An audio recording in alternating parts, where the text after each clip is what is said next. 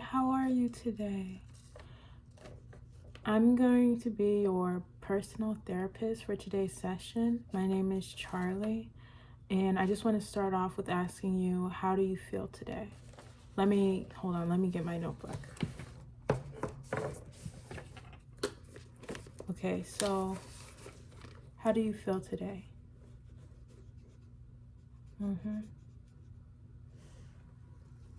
Uh-huh.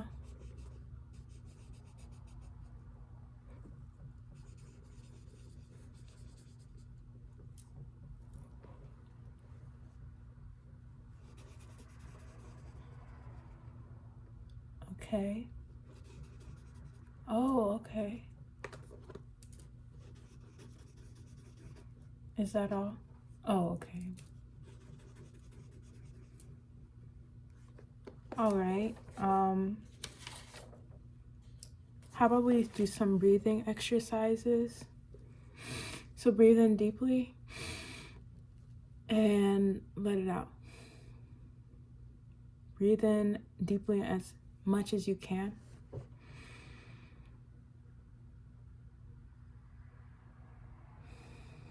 And slowly release. Okay, let's do it again. 1, 2, 3.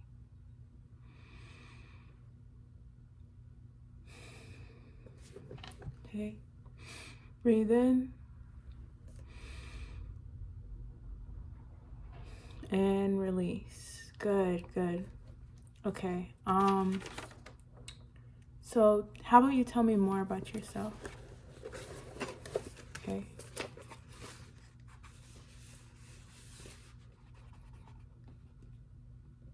Okay. Oh, okay, that's interesting.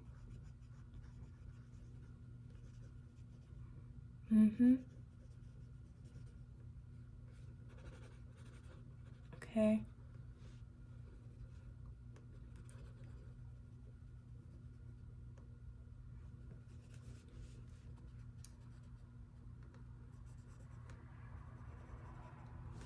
All right.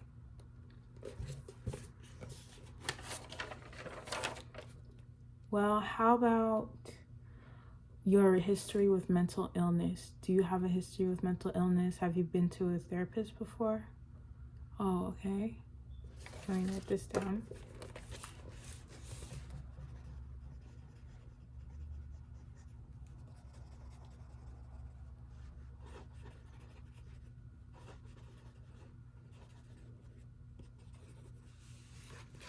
Okay.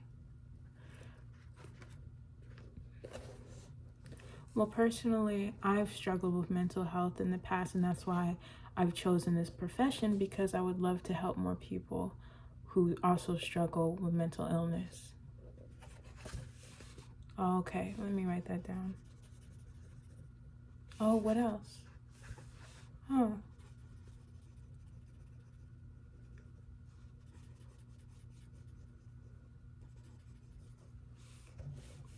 Okay. Are you on any medication? Okay. Can you name the medication you're on?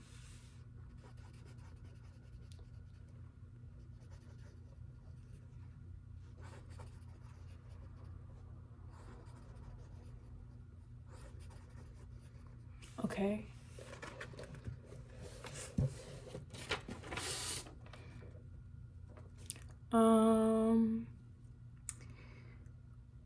Would you like to hold a stuffed animal?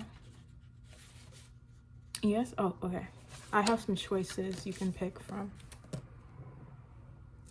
I have a cat. It's really soft. Do you want to hold the cat? You're not sure you want to see the other choices? Okay. I have a teddy bear. You want to see the other choices? Are you sure? Okay.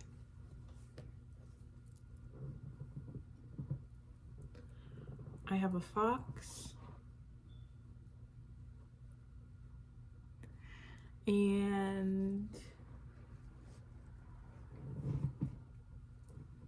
I have a Snoopy.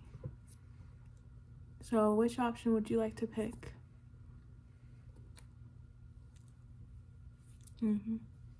Okay, you want to hold the cat? Okay. Oh, wait, you changed your mind? You want to hold Snoopy? Okay, here you go.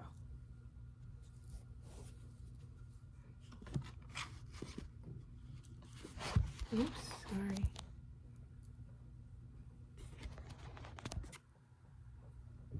I'm gonna put these up now. But if you ever want to hold any of the other ones, you can. You want to hold the bear too? Okay.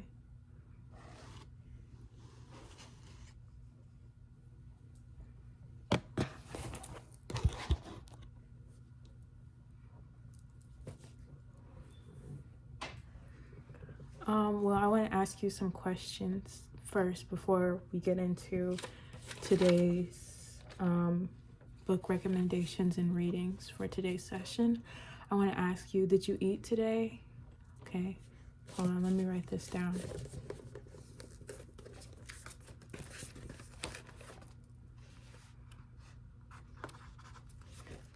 Okay. Did you drink any water? Okay, that's okay. I struggle with drinking water too sometimes, so there's no shame. Did you do anything fun today? Okay. Also, what did you do? Oh, okay. Oh, that's cool. Okay. Did you talk to any friends today? Oh, okay. Hmm.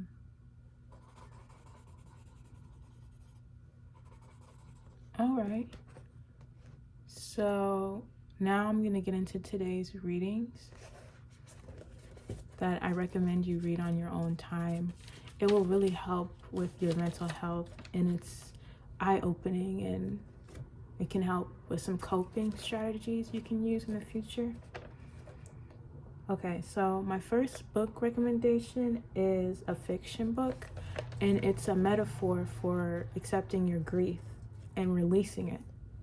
It's a children's book. It's called The Tiger Rising, and it's about releasing anger and grief, and it specifically deals with the loss of a loved one. So it's a really good book for that. I'm going to read the first few pages to you.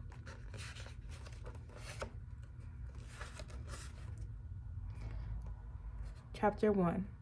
That morning after he discovered the tiger, Rob went and stood under the Kentucky Star Motel sign and waited for the school bus just like it was any other day. The Kentucky Star sign was composed of a neon yellow star that rose and fell over a piece of blue neon in the shape of the state of Kentucky. Rob liked the sign. He harbored a dim but abiding notion that it would bring him good luck. Finding that tiger had been luck. He knew that he had been out in the woods behind the Kentucky Star Motel, way out in the woods, not really looking for anything, just wandering, hoping that maybe he would get lost or get eaten by a bear and not have to go to school ever again. That's when he saw the old Butch Camp gas station building, all boarded up and tumbling down next to it. There was a cage, and inside the cage, unbelievably, there was a tiger. A real-life, very large tiger pacing back and forth. He was orange and gold and so bright it was like staring at the sun itself, angry and trapped in a cage. It was early morning and it looked like it might rain. It had been raining every day for almost 2 weeks. The sky was gray and the air was thick and still. Fog was hugging the ground. To Rob, it seemed as if the tiger was some magic trick rising out of the mist. He was so astounded at his discovery, so amazed that he stood and stared, but only for a minute. He was afraid to look up at the tiger for too long, afraid that the tiger would disappear. He stared, and then he turned and ran back into the woods towards the Kentucky Star. And the whole way home, while his brain doubted what he had seen, his heart beat out the rhythm and truth to him. Tiger, tiger, tiger. That was what Rob thought about as he stood beneath the Kentucky Star sign and waited for the bus. The tiger. He did not think about the rash on his legs and the itchy red blisters that snaked their way into his shoes. His father said that it would be less likely to inch if he didn't think about it. And he did not think about it. He did not think about his mother. He hadn't thought about her since the morning of the funeral. The morning he couldn't stop crying. The great heaving sobs that made his chest and stomach hurt. His father, watching him, standing beside him, had started to cry too. They were both dressed up in suits that day. His father's suit was too small, and when he slapped Rob to make him stop crying, he ripped a hole underneath the arm of the jacket. "There ain't no point in crying," his father had said afterward. "Crying ain't gonna bring her back." It had been 6 months since that day, 6 months since he and his father had moved from Jacksonville to Lister, and Rob had not cried since, not once. The final thing he did not think about that morning was getting onto the bus. He specifically did not think about Norton and Billy Threemonger waiting for him like chained and starved guard dogs, eager to attack. Rob had a way of not thinking about things. He imagined himself as a suitcase that was too full, like the one that he had packed when he left Jacksonville after the funeral. He made all his feelings go inside the suitcase. He stuffed them in tight and then sat on the suitcase and locked it shut. That was the way he not thought about things. Sometimes it was hard to keep that suitcase shut, but now he had something to put on top of it, the tiger. So as he waited for the school bus under the Kentucky Star sign, and as the first drops of the rain fell from the sullen sky, Rob imagined the tiger on top of his suitcase, blinking his golden eyes, sitting proud and strong, unaffected by all the not thoughts inside straining to come out. And that was chapter 1 of the book, and it is a very good book, and maybe in our next session I'll read chapter 2 to you. And I suggest you look up the audiobook version or it online. It's a really good book. So yeah. Overall, the book is a great message about how to deal with grief, and I think that is an important topic that everyone struggles with. And I know that sometimes bad things can happen, and this book really covers how friendship can help us with our grief. So that's why I recommend it. Okay, this is the other book. This is a nonfiction book that I recommend, and it's called It's Not You, It's What Happened to You: Complex Trauma and Treatment by Christine A. Cortis. And I think that's how you pronounce her name, Cortos. But yeah, I'm gonna read a few of the sections I bookmarked, and that will end our session.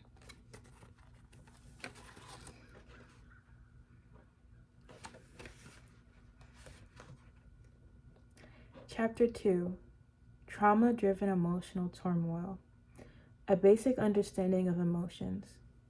Emotions are not exactly the same thing as feelings. Although the two concepts are very closely related, essentially feelings are the conscious experience of emotions. Emotions are often experienced in the body's vice versa, the gut, or identified by either facial expressions or muscular contraction. By distinguishing between feelings and emotions, we can readily understand the idea of being out of touch with one's emotions, something that happens all too frequently with traumatized people. In fact, much of the process of healing from trauma evolves from identifying, accepting, and feeling, consciously experiencing the trauma-driven emotions that are embedded in the body and that have long been suppressed, avoided, and or ignored, and in a way to make them manageable and no longer a source of threat. Complex trauma survivors often experience various forms of emotional dysregulation and an inability to express emotions in modulated ways.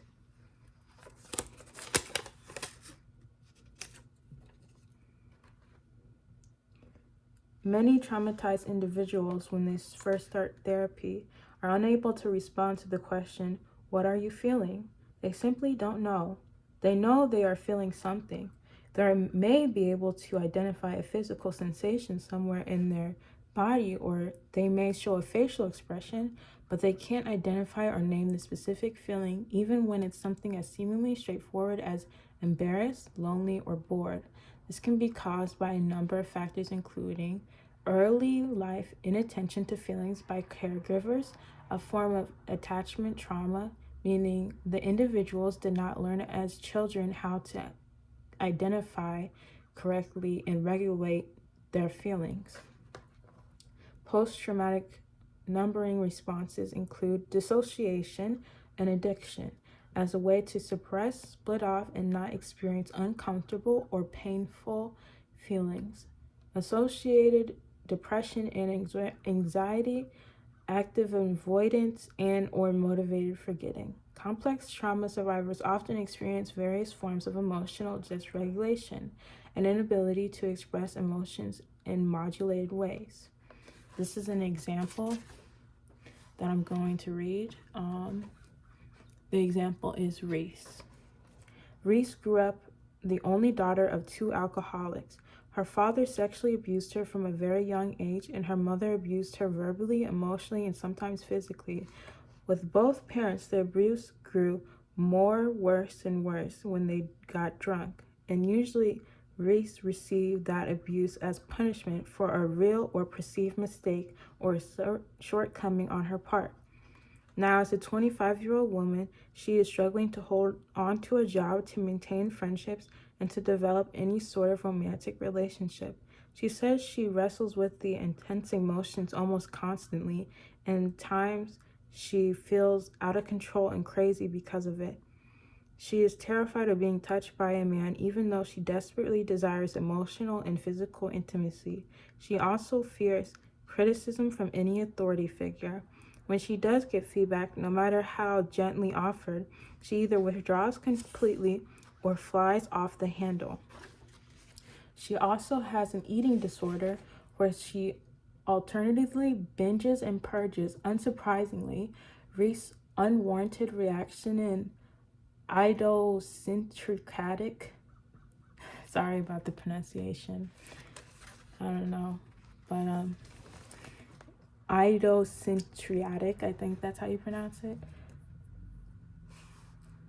behaviors have resulted in the loss of several jobs and numerous friends and boyfriends, and her eating disorder has caused some serious health issues. When Reese finally enters treatment, she is convinced she is nuts. She has no way of knowing or understanding that her highly emotional and sometimes compulsive response to certain stresses are learned ways to cope and are actually normal given the stresses of her childhood. Below are some more common emotional reactions to trauma, especially complex trauma. This is a brief example of some of the emotions people feel that I'm just going to summarize based off of the text. Fear and terror, anxiety, sadness, shame and guilt, depression, alienation, anger, mistrust, and so forth.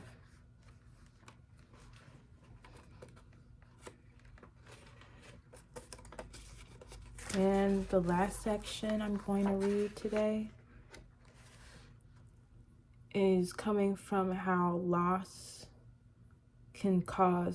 trauma can sometimes cause loss of self and self-loathing. Oftentimes, self-worth varies depending on an individual's characteristic and preferences and the arena he or she operates in. For instance, a stereotypical nerd will probably feel better about himself in a science class than on a football field, with the opposite being true for the stereotypical jock. As such, self-worth can vary based on what you are doing and who you are with. If you are with people who you like or you are doing something you're good at, your self-worth is likely to be high and vice versa.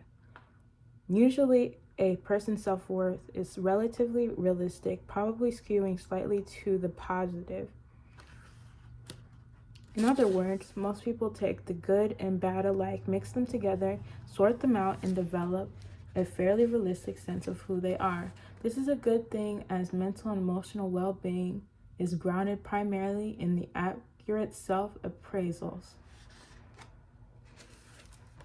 So what we can learn from that section is that our self-worth changes based off of the environment we're in and the people we interact with. If we surround ourselves with negative people, then we have a more higher chance of having a negative self-view. Or if we're in a negative environment, then we have a higher chance of seeing ourselves in a negative light. And we'll continue reading this in our next session. If you feel like coming back in, we can continue reading these together. And I hope you enjoyed the session, and I hope you do well in the future, and I pray that you have a good night's sleep and a good rest of your day. Anyways, have a good day. Love you.